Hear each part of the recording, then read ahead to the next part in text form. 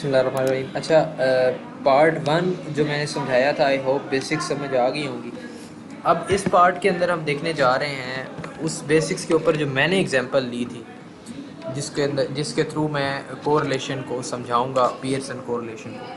अब इसमें हमने दो वेरिएबल्स लिए थे। इंडिपेंडेंट वेरिएबल मेरा था टीचर इफ़ेक्टिवनेस, और उसके ऊपर जो डिपेंडेंट वेरिएबल था वो था student achievement. Now we can see independent variables के हमने 5 इंडिकेटर सेट किए थे। Those were teaching methodologies. उन टीचिंग मेथडोलॉजीज़ को मैंने TM से रिप्रेजेंट किया है। फिर the second indicator is students knowledge, या फिर इसका था it was subject knowledge, subject knowledge था दूसरा indicator. Similarly the third indicator was classroom management skills, कितनी होती हैं एक टीचर के पास। The fourth indicator was motivation to students, and the last one was classroom representativeness, I guess, एक minute, classroom resources, use of classroom resources. तो ये जो 5 मैंने इंडिकेटर सेट किए थे कि ये जो 5 चीज़ें हैं, teaching methodologies, use of classroom resources, motivation, classroom management skills और सब्जेक्ट नॉलेज, ये जो 5 मेरे इंडिकेटर्स थे, ये टीचर इफ़ेक्टिवनेस के इंडिकेटर्स थे, और इन्हीं की बेसिस पे मैंने क्वेश्चन एयर बनाया अपना। अब मैं क्वेश्चन एयर की तरफ चलता हूँ। तो ये है जी मेरा क्वेश्चन एयर। अब देखें, इसके अंदर टीचिंग मेथडोलॉजीज़ के रिलेटेड मैंने आई हैव आस्क्ड 6 क्वेश्चंस। तो मेरे पहले इंडिकेटर के 6 सवाल हैं जो टीचिंग मेथडोलॉजीज़ को डिस्कस करते हैं। फिर सिमिलरली सब्जेक्ट नॉलेज के 6 सवाल हैं जिसके ऊपर स्टूडेंट्स के रिस्पॉन्सेज लिए जाएंगे जो अंडर ग्रेजुएट स्टूडेंट्स हैं, हमने जैसा कि अपनी स्टेटमेंट में ही बताया था। इसी तरह फिर क्लासरूम मैनेजमेंट स्किल, जिसको मैं CMS से डिनोट कर रहा हूँ, वो 5 हैं, 5 सवाल थे। इसी तरह the next is ability to engage and motivate students, या मोटिवेशन टू स्टूडेंट्स, तो इसके भी 5 सवाल हैं। इसी तरह लास्ट इंडिकेटर है क्लासरूम मैनेजमेंट रिसोर्सेज, और इसके भी इसी तरह क्लासरूम रिसोर्सेज के भी 5 क्वेश्चन हैं। लिहाजा ये जो 5 सवाल मैंने जो इंडिकेटर्स बनाए हैं, इनके ऊपर मैंने डाटा कलेक्ट किया स्टूडेंट से with the help of Google forms, और आप जिस तरह मर्ज़ी करें। फिर मैंने उस टीचर इफ़ेक्टिवनेस के इन 5 इंडिकेटर्स को मैंने क्वेश्चन एयर पे लेने के बाद फिर उनके रिस्पॉन्सेज मैंने इस तरह SPSS में लगा दिए। अब जैसा कि मैंने पहले भी बताया था पार्ट 1 वीडियो में कि स्टूडेंट अचीवमेंट को मैं in terms of like I will be taking it as CGPA। Under graduate students के जो CGPAs हैं उनको मैं एज अ डिपेंडेंट वेरिएबल ले रहा हूँ कि स्टूडेंट की अचीवमेंट जो है या स्टूडेंट की एकेडमिक अचीवमेंट जो है वो बेहतर हुई है टीचर इफ़ेक्टिवनेस के। इनके दरमियान मैं रिलेशनशिप देखना चाह रहा था। तो अपने क्वेश्चन एयर में मैंने ऊपर डेमोग्राफिक वेरिएबल्स के अंदर मैंने उनके CGPAs भी मांग लिए। अब इन CGPAs को मैंने जब रिस्पॉन्सेज में लिया तो ये हम देख सकते हैं CGPAs लिखे हुए हैं अंडर ग्रेजुएट स्टूडेंट्स के, और इसी के साथ आगे TM1। अब यहाँ पर इस बात को समझना है कि ये TM1 क्या है। ये TM1 मेरा फर्स्ट क्वेश्चन है, जो कि फर्स्ट इंडिकेटर टीचिंग मेथडोलॉजी के जो 6 सवाल मैंने क्वेश्चन एयर पे पूछे थे, उसके क्वेश्चंस, उसके जो 6 सवाल हैं ये उसके रिस्पॉन्सेज हैं। इसी तरह ये 6 रिस्पॉन्सेज TM यानी कि टीचिंग मेथडोलॉजीज़ के एक इंडिकेटर के। फिर subject knowledge of the teachers, ये दूसरा इंडिकेटर जो कि 5 सवाल थे इसके।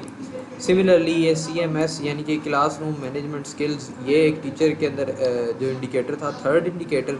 इसी तरह मोटिवेशन का 5th, और क्लासरूम रिसोर्स मैनेजमेंट या यूज़ ऑफ क्लासरूम रिसोर्सेज के जो थे वो 5 सवाल थे। तो इस तरह मैंने अपने जो क्वेश्चंस थे वो पूरे किए। अब इसके बाद मैंने क्या किया, अब इसके बाद ये रिस्पॉन्सेज और इंडिकेटर के ऊपर मैंने रिस्पॉन्सेज लेने के बाद ये जो मैंने आगे लिखा हुआ है CTM से मुराद ये है कि माई कंप्यूटेड टीचिंग मेथड, जो मैंने कंप्यूट किया, पहले जो 5 टीचिंग मेथडोलॉजीज थी ना, उनको मैंने कंप्यूट किया, यानी कि उनको सम करके उसका मीन निकाल लिया, उसको मैंने اس کا مین نکال لیا. مثال کے طور پر دیکھیں یہ class room computer teaching methodologies ہے. اب یہ میرا فرسٹ وہ جو تھا انڈیکیٹر تھا جیسا کہ میں بتا چکا ہوں.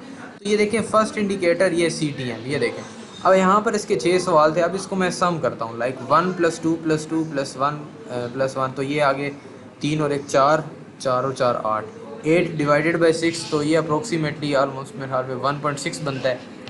تو اگر اس کو ہم اس جگہ پر لے کے آئیں کمپیوٹر ٹیچنگ میتھڈ میں تو 1.6 یا 1.3 شاید بنتا ہے. تو 1.33 ادھر آنسر آنا تھا 1.333.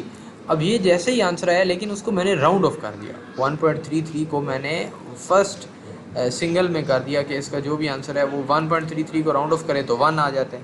اسی طرح یہاں پر کلاس کمپیوٹڈ, اب یہ سی ایس کی کیا ہوگا, کمپیوٹڈ سبجیکٹ نالج. اسی طرح میں نے تمام انڈیکیٹرز کو جو میرے 5 انڈیکیٹرز سے آپ یہ دیکھ سکتے ہیں 5 انڈیکیٹرز آئی ہیو سلیکٹڈ. اب ان تمام کو میں نے پچھلے آنسرز کی بنیاد پر ان کو کمپیوٹ کیا, ان کا مین نکال کے اور اس کو راؤنڈ آف کر دیا. اب اگر 2.33 تھا تو 2 کر دیا, اور مثال کے طور پر 1.99 تھا تو اس کو بھی میں نے 2 کر دیا. تو اس طرح میں نے یہ تمام جو تھے کمپیوٹڈ ٹیچنگ کمپیوٹڈ جو انڈیکیٹرز سے ان کو کمپیوٹ کر کے ان کا مین نکال لیا 100 رسپانسز پہ. اب اس کے بعد یہ والے آخری کالم میں نے کیا کیا ہے, اس کے اندر میں نے کمپیوٹرڈ ٹیچنگ افیکٹونیس نکال لیا.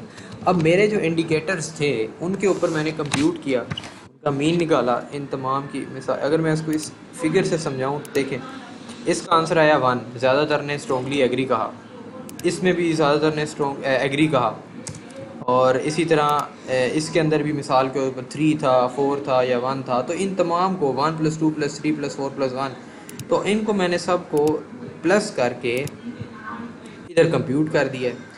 مطلب یہ 1 پلس یہ دیکھیں جی 9 آ گیا.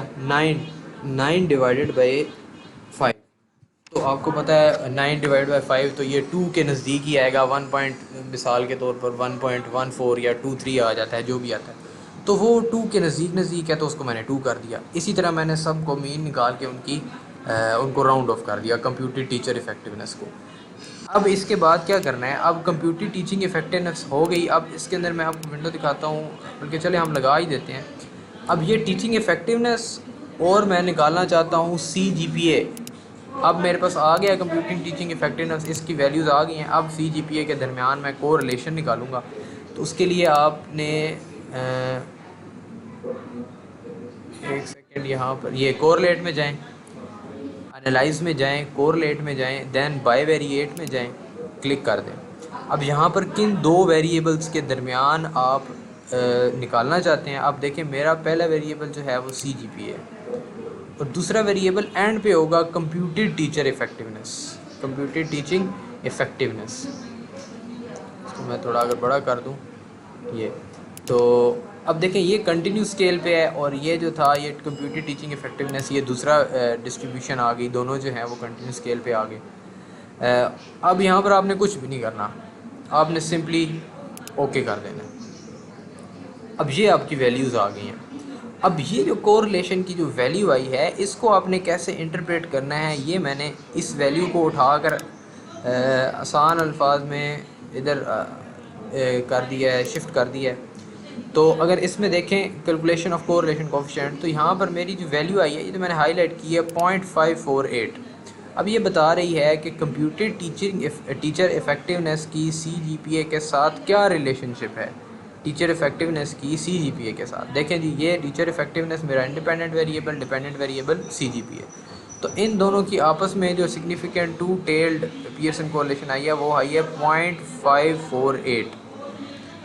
0.548 سے مراد یہ ہے کہ ان کے درمیان ایک ماڈریٹ کورلیشن ہے, ماڈریٹ پازیٹیو کورلیشن ہے. اور اسی کو میں نے پھر بتایا ہے کہ there is positive relationship between teacher effectiveness and on C G P A of the students. اب یہی 0.548 کو اگر ہم دیکھیں تو سی جی پی اے کہ اس کے اندر کورلیشن کے ٹیبل کے اندر, تو اس کے ساتھ بھی ہم انٹرپریٹ کر سکتے ہیں. اگر میں یہاں پر گوگل پہ سمپلی لکھوں تو یہ دیکھیں جی یہ ایک ٹیبل ہمارے سامنے شو ہوتا ہے. اس کے اندر ہم دیکھ سکتے ہیں 0.5 سے لے کے 7 کے درمیان ماڈریٹ پازیٹیو کورلیشن ہے. تو ایز تو اس کو ہم انٹرپریٹ اس طرح کریں گے the table showed the relationship between Pearson correlation R between teacher effectiveness and CGPA was found to be R equal to 0.548 that was moderately positive. تو بس تو اس کے بعد ہم یہ کنکلوڈ کر سکتے ہیں کہ teacher effectiveness have moderately positive correlation on CGPA of the students. Thank you.